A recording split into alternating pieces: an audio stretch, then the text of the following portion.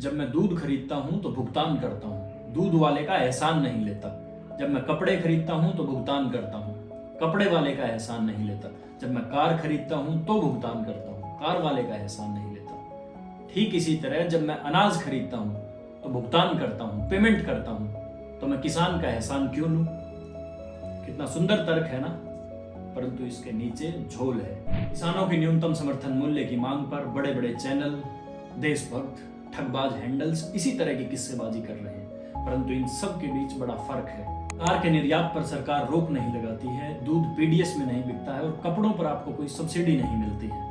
इन सब चीजों के मूल्य निर्धारण में सरकार की ज्यादा भूमिका नहीं होती, परंतु अनाज, खाद्य पदार्थ इन सब से अलग है। जीवन का आधार आम आदमी के खर्च का सबसे बड़ा हिस्सा।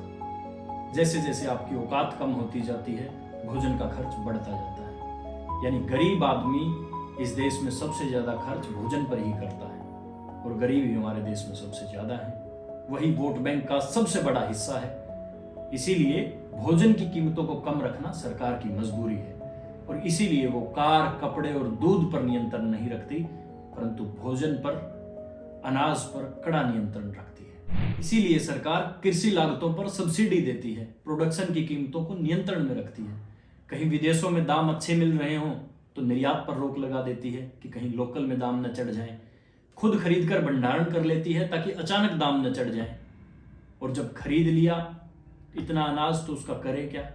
उसको ठिकाने लगाने के लिए मुफ्त में बांटने का ड्रामा किया जाता है। पिछली सरकार 24 करोड़ लोगों को राशन देने की बात करती थी, ये 80 करोड़ लोगों को राशन दे रहे हैं। असल में ये पात्रता है, असली राशन लेने वाले इसका 30 से 40% से अधिक नहीं होगा। कुल मिलाकर राजनीति के इस खेल का प्रयास ये है कि अनाज की कीमतें दबी रहें और ये खेल हर सरकार खेलती है।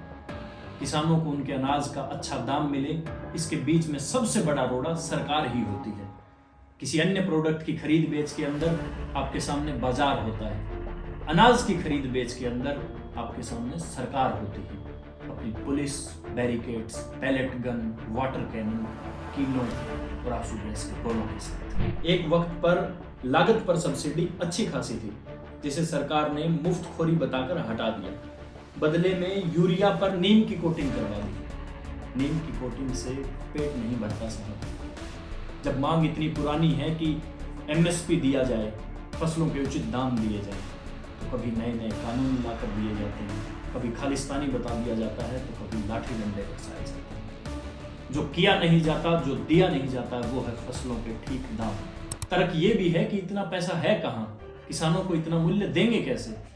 ठीक बात है, देश के 50 बड़े घरानों को 12 लाख करोड़ का तोहफा देने में कर्ज 205 लाख करोड़ पहुंच गया।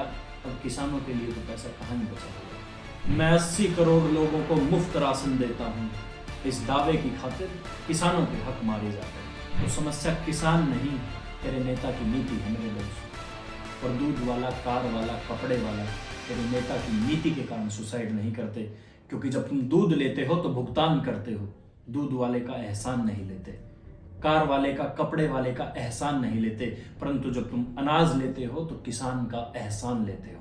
खा पी कर, डकार लेकर मोबाइल खोलते हो और किसान को गाली देते हो। वो फांसी पर लटक जाता है, इसके अपराधी तुम हो, तुम एहसान फरामोश हो।